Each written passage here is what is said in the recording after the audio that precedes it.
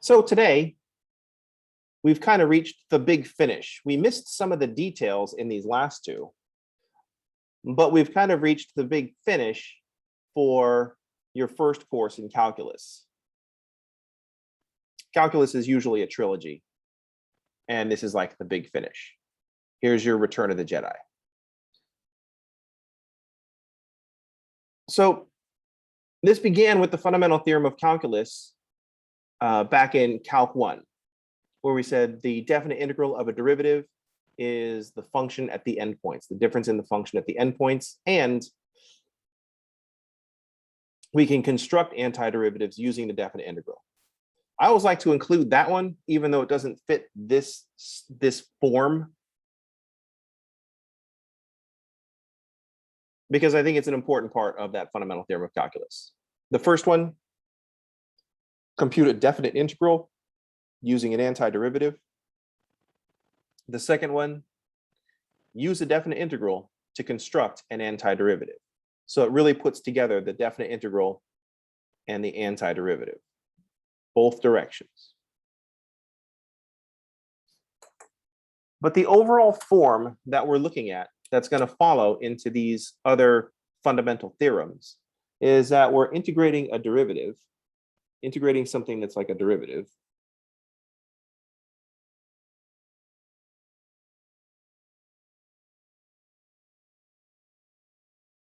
by looking at the function at the boundary.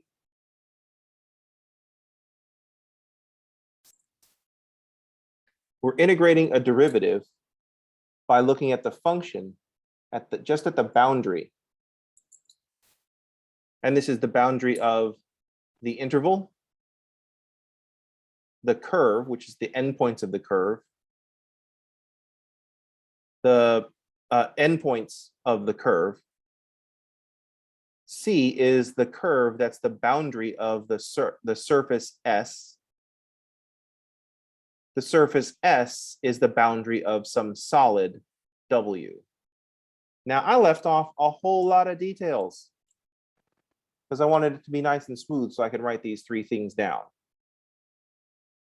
which is weird for me, which is definitely off brand because I don't like thinking of the Pythagorean theorem as a squared plus b squared equals c squared, leaving off all the buildup to that.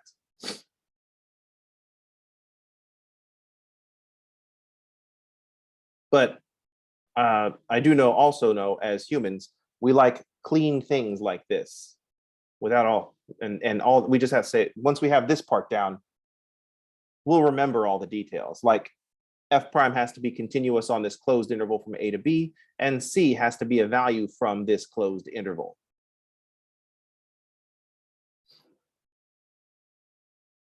C has to be a piecewise smooth curve, starting off at, I got this backward. The way I wrote it, starting off at Q and ending at P. I should write it in the standard way.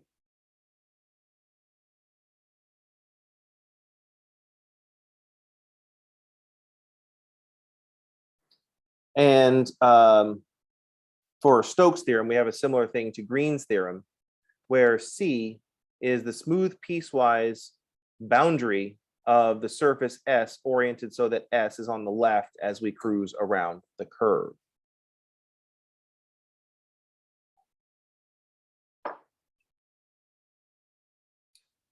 So gradient, curl, and divergence are all sitting in the spots of the derivative f prime. It's where it started, it's where we ended up. So gradient, curl, and divergence are all differential forms. This is fancier than you need to know, but these are all, that's what kind of binds these all together.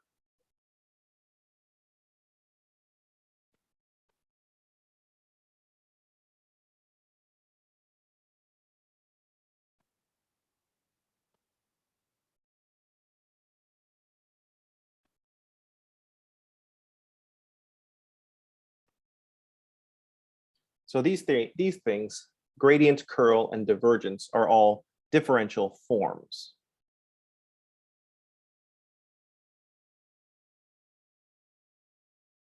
So in that sense, we integrate the derivative and we're just evaluating the function at the boundary, because we've got the function and its derivative f prime, the potential function and the gradient, some vector field and its curl, some vector field and its divergence.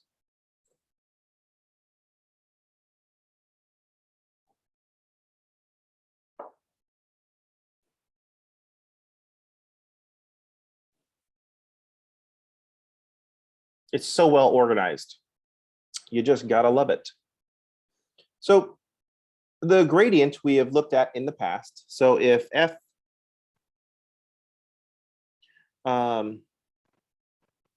is, say, fx, oops. If f is some function of 3 variables, the gradient of f is fxi plus fyj plus fz times k. So if f is just some function, if f is some function of 3 variables, then the gradient is built out of the partial derivatives, fx, fy, fz.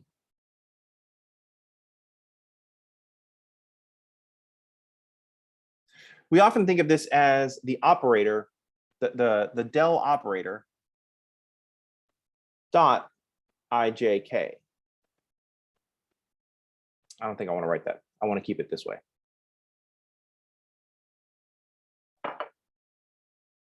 So the gradient is this vector built out of the partial derivatives. And we know some things about the gradient. We know that the gradient points in the direction of the maximum increase of f.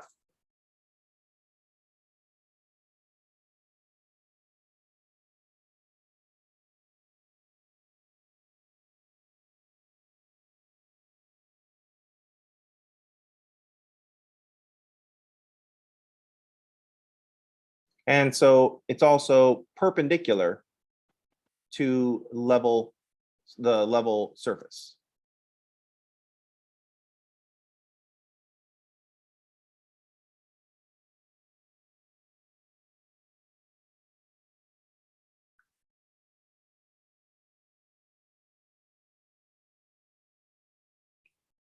Fx and fy will be orthogonal to the level curves.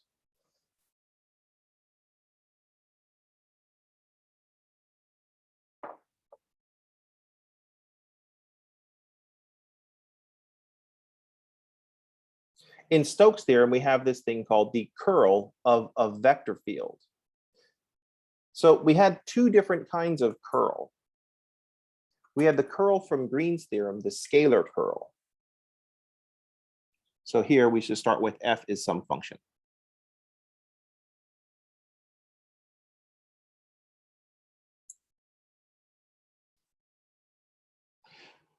But for the curl, we're starting with a vector field. For curl and divergence, we're starting with a vector field. So f is vector field.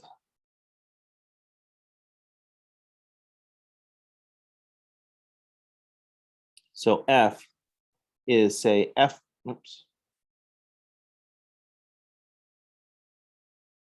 f1i plus f2j and f3k. So there are 3 functions describing the I, j, and k components.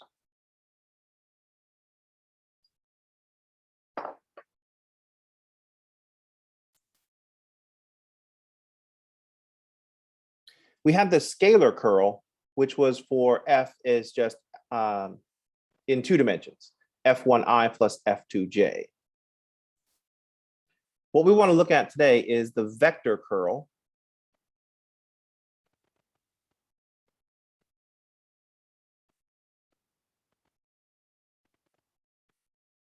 So this is going to be the vector curl.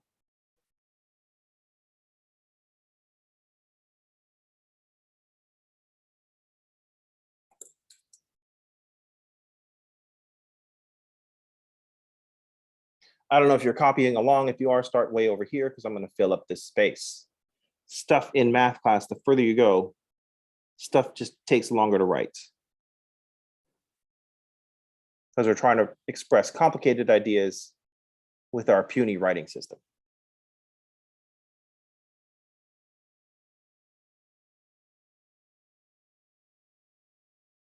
So the vector curl of f is going to be if f is f1i plus f2j plus f3k is the partial at f3 with respect to y minus the partial at f1, partial at f2 with respect to z.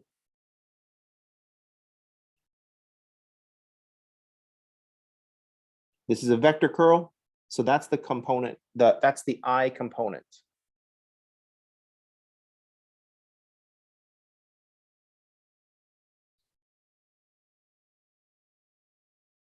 The next term,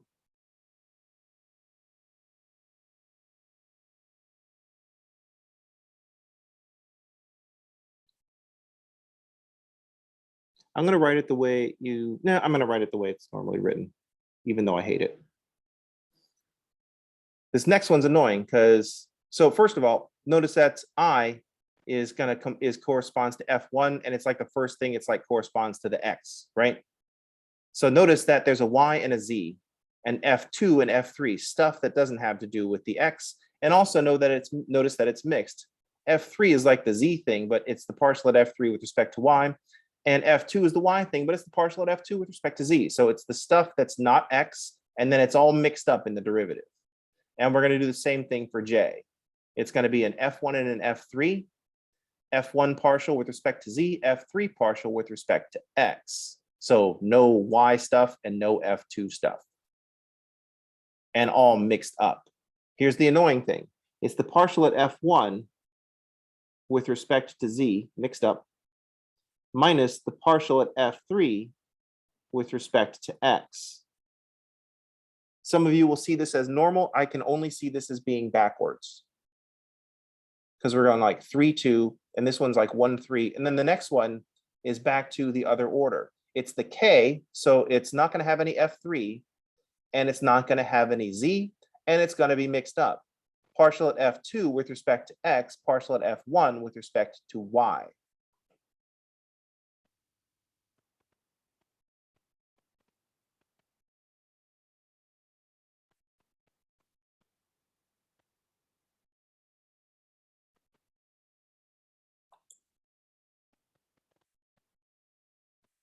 By writing it this way,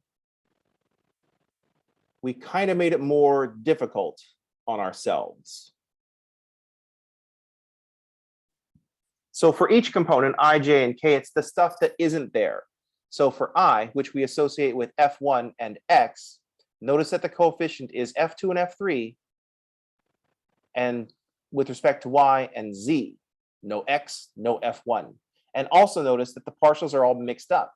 F3 is associated with Z, but it's the partial at F3 with respect to Y minus the partial at F2 with respect to Z. And at this point, you might be thinking, the construction of these components looks very similar to the scalar curl. And I'm like, oh yeah, it totally does.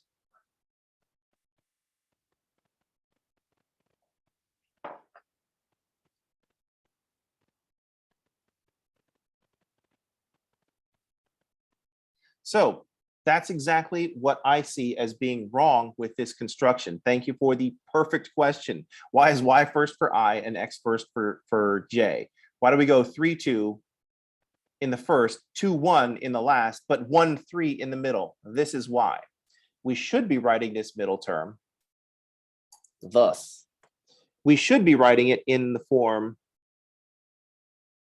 partial at F3 with respect to X minus the partial at F1 with respect to Z, because then everything seems to go in what I can view as a consistent order.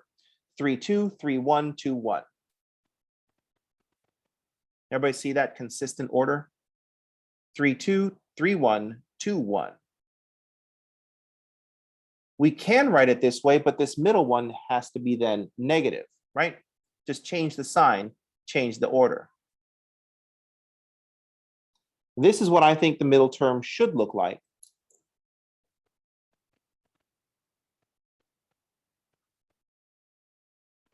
Here is the reason that I truly believe that this is the better way to write it. And it would, because not only would it make a heck of a lot more sense, and if you agree with me that this makes a heck of a lot more sense to just write it this way, that just means that you and I see patterns in a similar fashion.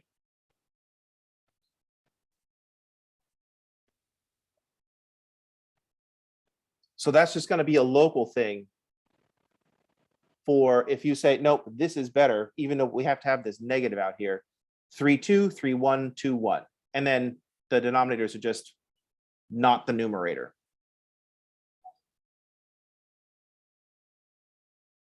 Here's the other reason I don't mind having this middle term be negative.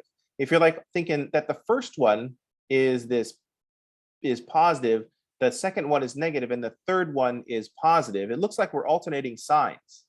And we also have this 3z2y going on, and we're subtracting. If you're thinking that this looks like a determinant, which would be a big ask at this point in your mathematical career, but if you're thinking, is this some kind of determinant? The answer is yes, and that's why this should be negative.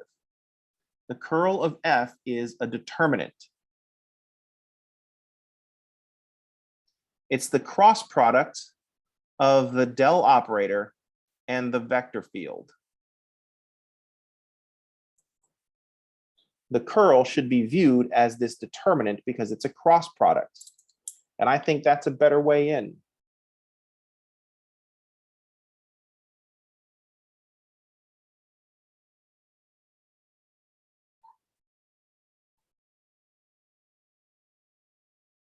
The del operator is the partial with respect to xi plus the partial with respect to yj plus the partial with respect to zk cross the vector field f.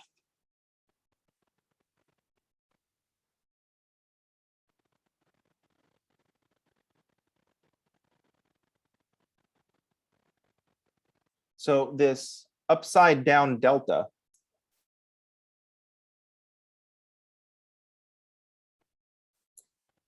that inverted delta is the del operator.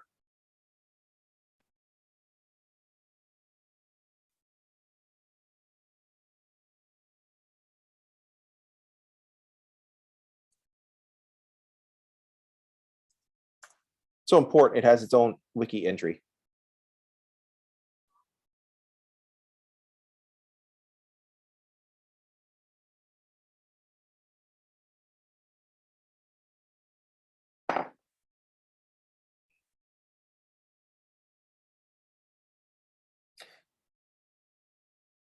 You have seen people use upside down delta for gradient.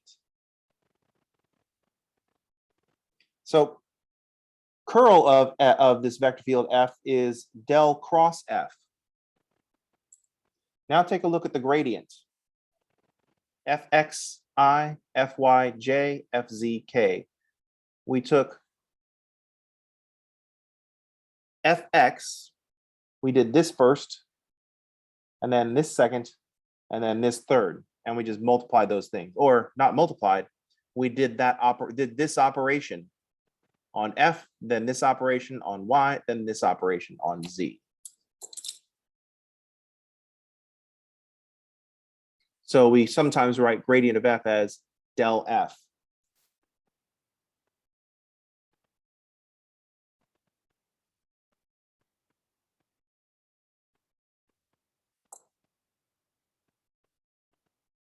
In that sense, we're just multiplying f times the del operator.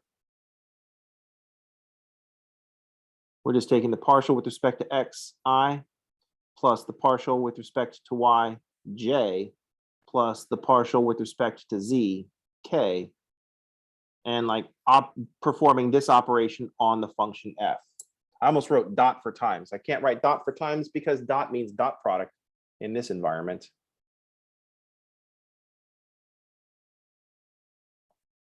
So we're like thinking of perform this operation on f, and here we're make a cross product where we're performing this operation. And since this cross product is in 3 dimensions, is just this a determinant,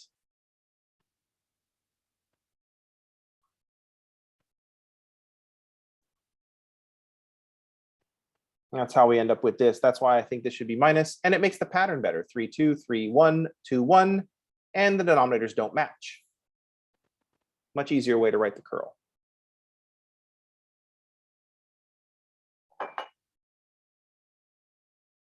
I also wonder if psychologically, I might call, why does everything have to be positive all the time? Sometimes you're just sad, and if someone comes along and says, cheer up, you're like, oh, dude, that's not how that works. Same thing with calm down. If someone's angry and you tell them to calm down, that's not helping. Angry is not usually a state that we want to be in. If it was just as simple as just calming down, then that's what we would do. You know what I mean?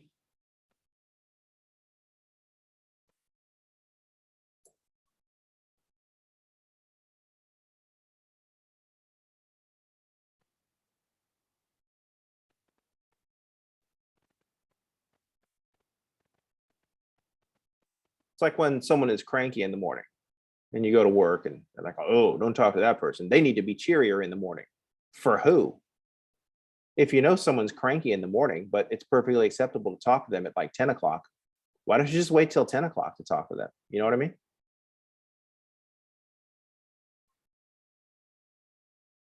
Why do you think do you need to force your presence upon them or something like that? I'm specifically talking about work. Like if this is a person that you're living with, then that's different because you're living in the same place together. You have to like live there. But kind of the rule still applies. Ugh. Don't talk to Leach before he's had coffee, which is usually, it becomes acceptable by about 8:30. But then it's incumbent upon me to not to be just like lash out at people like before 8:30. You know what I mean? It's very simple.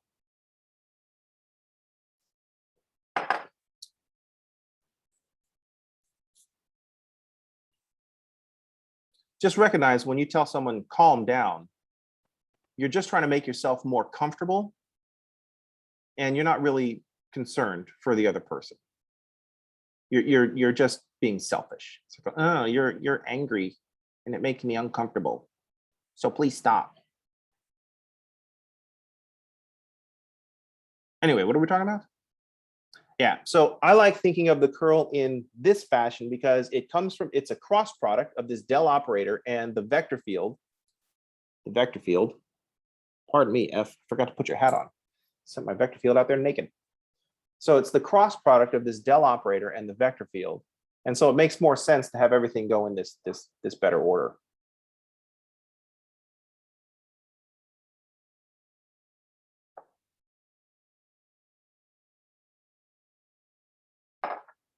With that in mind,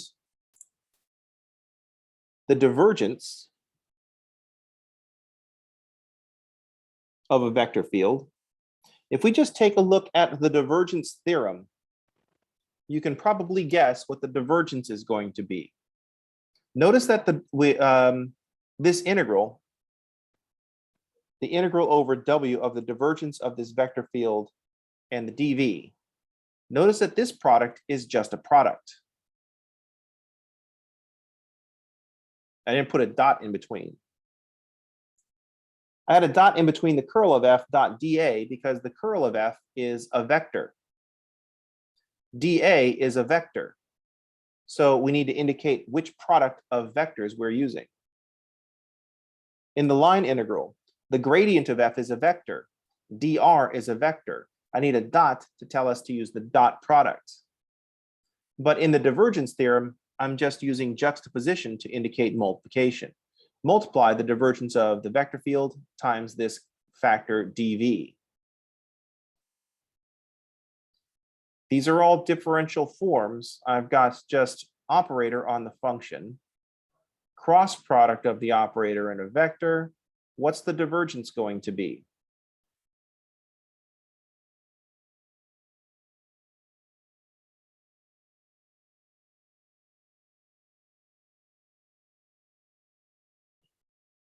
The divergence is going to give us a scalar, which is why we just see plain old multiplication up here.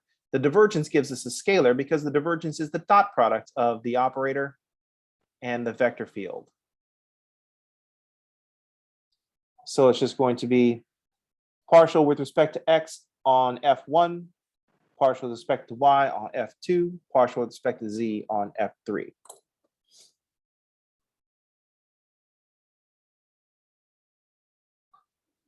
What can I say? I just really dig the way that this is organized. And I like to look at the view before we jump into details.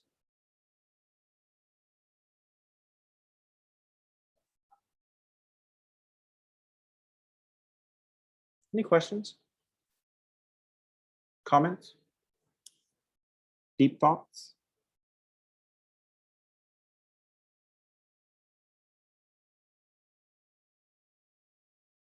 How's everybody okay?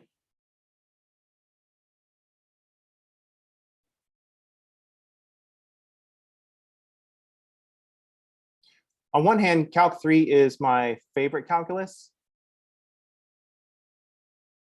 because I love this view. On it, but mechanically, it's my least favorite calculus. I don't know why mechanically Calc 2 is my favorite calculus. It's all the integration. I don't know why I think that's so much fun. I think I've just abused myself into thinking that it's so much fun because I've taught Calc 2 30 times in the last 15 years. I cannot remember a semester where I wasn't teaching Calc 2. And so I think I just kind of got into it that way. You know what I mean?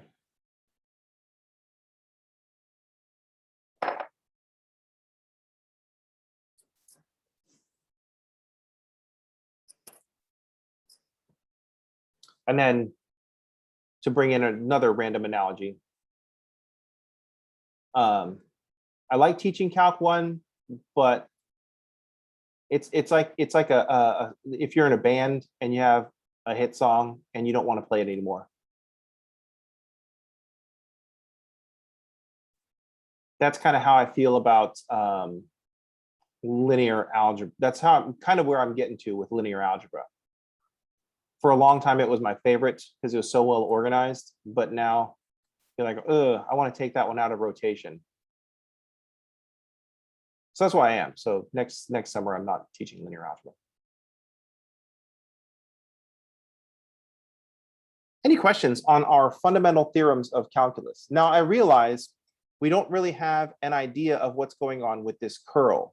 We need to build some kind of intuitive idea for this curl. But we want to see what binds all this stuff together. I want to take this overall view because I want to see what binds all this stuff together. I don't know what everybody's experience in Calc 3 was like, but I did not have this view until much later in my mathematical career. And the reason that I talk about this way without just doing things in order, like is normally done, is that I feel like I wasn't given this overview. I probably was. This happened 30 years ago when I was in Calc 3, so maybe it did happen and I just don't remember. But I do remember this part as being the part that where I really started to appreciate what was going on in these calculations. Anyway, that's going to do it for today. That's going to do it for this week. Everybody have a good weekend. I'll see y'all on Monday, and thanks for playing.